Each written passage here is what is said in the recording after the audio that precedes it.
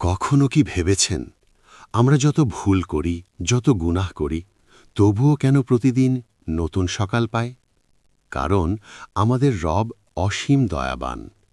আমরা মানুষ, ভুল করি, হারিয়ে যাই, অনেক সময় নামাজ ছেড়ে দিই, দুনিয়ার ব্যস্ততায় আল্লাহকে ভুলে যাই। তবুও তিনি আমাদের রিজিক বন্ধ করেন না। ঘুম থেকে উঠেই আমরা শ্বাস নিতে পারি, পানি পাই, খাবার পাই, পরিবারের ভালোবাসা পাই। এ সবই তো আল্লাহর রহমত। একবার চিন্তা করুন, গতকাল আপনি হয়তো কষ্টে ছিলেন, চোখে পানি ছিল, মন ভেঙে গিয়েছিল, কিন্তু আজও আপনি বেঁচে আছেন, নতুন করে চেষ্টা করার সুযোগ পেয়েছেন। এটাই আল্লাহর দয়া। আল্লাহ এমন এক রব, বান্দা যদি হাজারবার গুনাহ করে তবুও একবার সত্যি মনে ইয়া আল্লাহ আমাকে মাফ করুন বলে ফিরে আসে, তিনি তাকে ফিরিয়ে দেন না।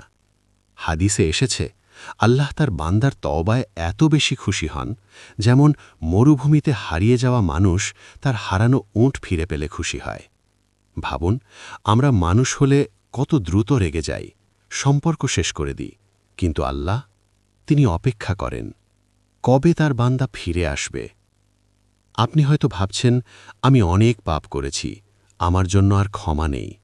না, এই চিন্তা করবেন না, এটাই শয়তানের ধোঁকা। আল্লাহ নিজেই বলেছেন, হে আমার বান্দারা, যারা নিজেদের উপর জুলুম করেছ, তোমরা আল্লাহর রহমত থেকে নিরাশ হও না। দেখুন, আমরা যখন অসুস্থ হই তখন মানুষ পাশে থাকুক বা না থাকুক, আল্লাহ আমাদের দেখেন।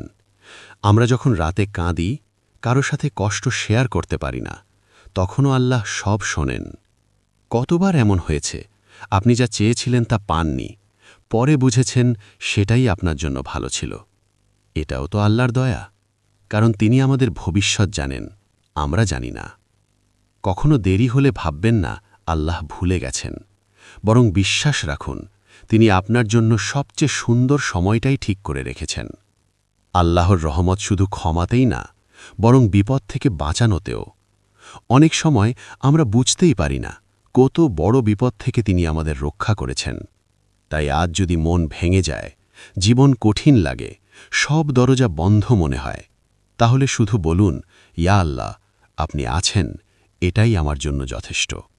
বিশ্বাস করুন, আল্লাহর রহমত এক মুহূর্তে জীবন বদলে দিতে পারে। তাই হতাশ হবেন না, ফিরে আসুন নামাজে, দোয়ায়, তওবায়, কারণ আমাদের রব সবচেয়ে বেশি দয়াবান।